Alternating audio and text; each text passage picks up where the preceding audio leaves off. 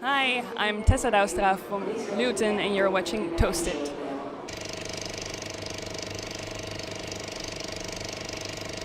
This is always a bit strange to do an interview with a Dutch person when you're Dutch yourself. On the other hand, of course, you are going to conquer the world. So in order to introduce you to another audience, we decided to do this interview in English. So welcome to Eurosonic. Of course, you've been to this city before, right? Yes, I have been to the city. Yes, I have been here many times, yeah. Why is Eurosonic so important? Because for a lot of new bands it is a big thing, right? It is, yeah. I guess because it's a sort of official chance to show to the music industry that you exist and what you do, and a chance to meet people and meet new people who can help you or you want to work together with, or I don't know, it's just a good opportunity to meet everyone from the music industry and musicians. I mean, there's so many colleagues here, so it's really cool to just hang out, and it also feels like some sort of school trip together. So it's really, yeah. Great start of the year as well. Hey, you just told me that there's a lot of things happening with you and your band. Of course, you just released an album. A first track of an album. But you recorded the album and it's done, right? I mean, It is, yes. It's finished. Yeah. are you proud of it? How many tracks are on it? Is it still self-named? Yes, it's self-titled, and there are 10 tracks on the album, and I'm still really proud of it. Yes. You worked on it for quite a while, right? Because what I read on the web is that it took you like 2 years. It started as a project, and basically when you started it, and correct me if I'm wrong, you decided that you want to keep it silent. You didn't want anyone to meddle with it or see it or hear it. Yeah, that's true. Yeah. Well, I guess because I found out that I find it pretty intense to work together from the start. So I like to work alone, especially in the beginning, because you're working with new words and new melodies and new songs, and it's just really nice to find out yourself which way they're gonna go instead of have all these interfering factors during the writing. That means that this album is really 100% you, or maybe 1,000% you. Yeah, it really feels like me, but I do have to admit that when I was in the project for like 2 years or something, it started to feel a bit like Binks too. He's the guy I post-produced the album with, so I recorded with my band, and then I was still in this sort of producer's role, but afterwards I went into the studio with Bink, who is a friend of mine, Frank Wink. And then it started to feel like his as well. So it it started out with 100% me, but it ended with, I guess, also quite a lot of percent him, and the people who play on the album. I mean, it gets bigger and bigger along the way, but it feels like an autonomous thing. Are there any guest appearances on the album? Because I can only listen like to maybe 3 or 4 tracks. That's all I could find, basically. Mm-hmm. If there are any guest appearances, you mean? No, there are a lot of people playing on the album. I guess there are like a lot of friends who just came to the studio, and I asked them to just, can you maybe play along this thing? We have this one track where we recorded 3 pianos at the same time, and I asked 2 of my friends to just play one note at the piano, and we just did that for like 5 minutes, and that's the song. Yeah. Yeah, it's really cool. Hey, of course, you've played in many bands before. I even saw you on stage with Chef Special somewhere. How did that come about? It was a kind of reggae muffin thing as well. I know, it's totally different. Yeah, I think that I like a lot of genres, but I feel like the thing I do now is really my genre, but I like to cooperate with different people, and when I started out making music, I was studying at Codarts, which is a music school in Rotterdam, and I worked, and they were studying there too, so they asked me for their final exam, and then their band exploded, so I went to a couple of gigs with them too. Yeah, so that's how I met them. They did a great job in the States. I toured with 22 Pilots, I think. And of course, they came back to Holland now, but I mean, 21 Pilots. So I did 21 interviews today, so I kind of got lost. But I mean, for them, you saw them blow up. You know them from school, like you just said. Is that inspiring for you? And do you aspire to go to the States like they did as well? Well, I would love to travel the world, and I admire them for what they do, but I feel like my music or the environment what I feel most comfortable in is a bit less extrovert or something because I'm a bit shy myself. I mean, I do not come across that shy when I talk, but when I'm on a stage and there are lots of people I need to entertain, I find that pretty scary.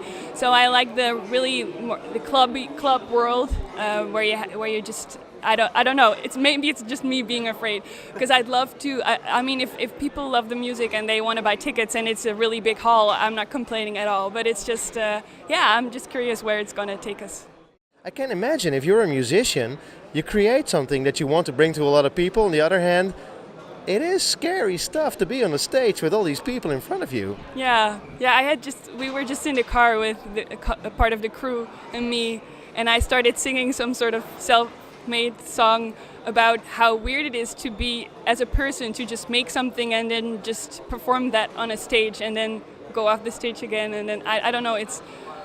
I totally feel all those. I really feel like those artists. I guess I mean, I'm not that big, so there's not that many people. Oh well, this is a weird yet, but it's just it's a weird position to put yourself in, I guess. But it's also quite awesome if it works, but it's not natural, not to me, I guess. I can imagine. It's also personal because, I mean, of course you put a lot of emotions and thoughts into your music, into your art, and then suddenly you have to share this on a stage with people. Yeah, I guess also that, but also just people looking at you, like all of them together. That must be weird as well. Hey, I was looking for your music again. Couldn't find anything on Spotify yet. No. There's some stuff on SoundCloud, and it was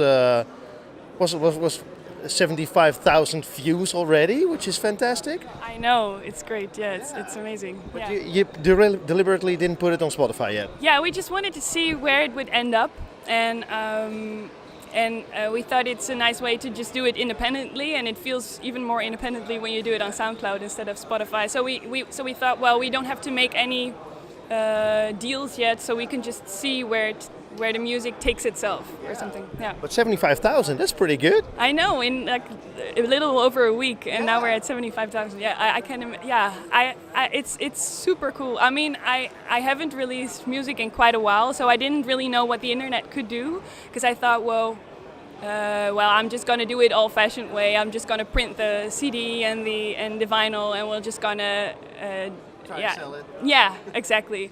But the internet is something else. It's really. So you like it? I mean, this is a positive thing for you. Yes, and I really like that you don't have to do anything weird for it. You just have to put it online. You know, that's the only thing you have to do, and there's people listening to it because they just find it themselves, and they send you a message and tell you they like the song. I think it's a really intimate yet unscary way of sharing stuff. We did a lot of interviews with a lot of DJs as well, and the thing that strikes us that we learned from the dance industry is that they all work together. They're not afraid to share. They're not greedy. They help each other out all the time, and that is something that we call the guitar carrying people haven't learned yet. Yeah. Well, I guess in some way that's true. Yeah. Hey, I want to talk about your music. Go Honey, I think it's a special song. I'm not a music expert, but I was wondering, how did you build the song and what instruments do you use? Because it almost has this like gamelan feel when I listen to it. Yeah, I read that somewhere too. Yeah, it's not a gamelan actually. It's I borrowed this instrument of a friend of mine, Sonja, and she has this instrument called a guitarette. And it was made in the 60s, I saw, or something, or maybe earlier. And it's made by Hohner, you know, but it's a sort of thumb piano kalimba kind of sound. But it's built in a box, and you can amplify it. There's a plug. So yeah, that's the instrument we used a lot on the album, and we use it on that song too in the intro. Yeah. And I think it's a very strong song as well. I think it has a lot of hit potential. Wow. That's great. It definitely is. Oh, yeah, you must be proud of this song, right? I mean, do you realize when you write a song like that this is something special? No, not at all. It's really weird because everyone, I showed the album or let people listen to a lot of people listen to the album, and everyone said, well, it's kind of hard, it's kind of difficult music, or I mean, some of the songs, but they have this catchy thing, but they also have this dark thingy, or I don't know, bit strange maybe it feels a bit That's what makes it interesting, I think. Yeah, I hope. Yeah. So I was just really curious, or where it would end up, yeah. But I knew when I was writing the song that it has this catchy thing, of course, with the no. I mean, yeah. Love it. Thanks. Hey, another thing I found. Oh, this is a completely different topic. Looking at your website and looking at your artwork, I saw the jump photo. Of course, it's a bit like the Philip Halsman pictures. The famous jumping people. Who did the picture? I think it's very well done. Yeah, the picture is done by Edo Hartman, and he's a Dutch photographer. And I met him through Sonja, the musician I was talking about earlier.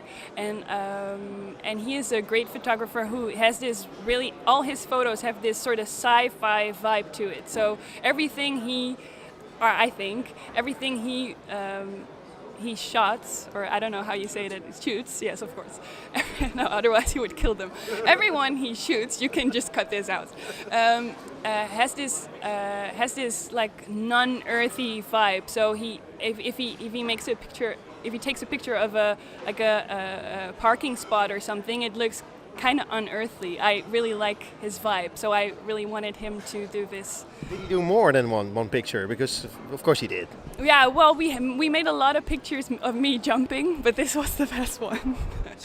Yeah. Are you going to use those pictures for artwork as well? Well, we made a couple of pictures of other kinds of stuff. So there's pictures of fabric, which you can also see on our Facebook header and stuff like that, and paper, because I wanted to show things that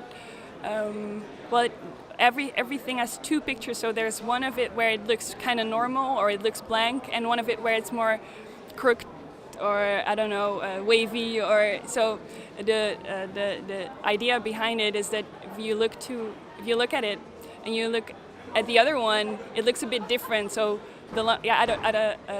there's a better way of saying this, but I wanted to show that the way you look can change the way you see things, and that's what I wanted to project in the ad. Very well said again. Hey, another thing I found online is that you said, well, the first time I went to the Melkweg, which is a famous venue in Amsterdam, you saw the Veils, is that true? And then a couple of years later, you joined them on stage. You played, actually. You opened up for them. That's awesome. Yeah. Last November we opened for the Veils. Yeah, that was great. Yeah. But how did that come about? I mean, that's a strange coincidence. Yeah, I know. Yeah, well, maybe it was just a coincidence, but our agent here in Holland, he had the request of of Henning, who's their drummer and manager, I guess, and he asked if he had any acts who were willing to open for them, and then he sent them our album, and they invited us to play. To open for them in the Melkweg. Nice. Yes. Hey, when will the album be released? When can we have it? Will it be on vinyl? Because you said you were thinking of doing it on a CD and vinyl maybe. And when will you tour it? Yeah, well, that's a good question, because we had a lot of response to this song we put online, Go Honey, and at first we were planning a independent release in spring, and we're still planning on doing so, but we also had a couple of nice emails so we don't know from record companies, or how should I put this? From people we don't know that well yet, but maybe we'll be getting to know better in the future. So we were just in the next couple of weeks we're just gonna figure out. Did you have offers from professionals in the music industry to release your album? Well, we did have we didn't have some of them have had offers already, and some of them just got in contact with us, so we're just seeing it's great. I'm really looking forward to hearing more from everyone. So it looks like you really set something in motion. Yeah, well, maybe. Yeah, I'm just really curious what will happen, and I just really love that there are people all around the world loving the music and want to hear more. Yeah, that's a good start. We can't wait to hear more as well. Hey, of course, this is Eurosonic Noorderslag. There's a lot of bookers here from all over Europe and probably the world. Do you have any plans to tour Europe? And if so, when and where? Well, we don't have plans yet, but we would love to. Yeah, we would love to. So where can people find you? Well, you can find us online, of course, because that's where it all started. So our name is Luwten. It's spelled Luwten, and you can find us at luwten.com. com, and on Facebook, Twitter, all those things. Yeah. So get in touch. Thanks so much for your time. Well, thank you for the good questions. Thanks.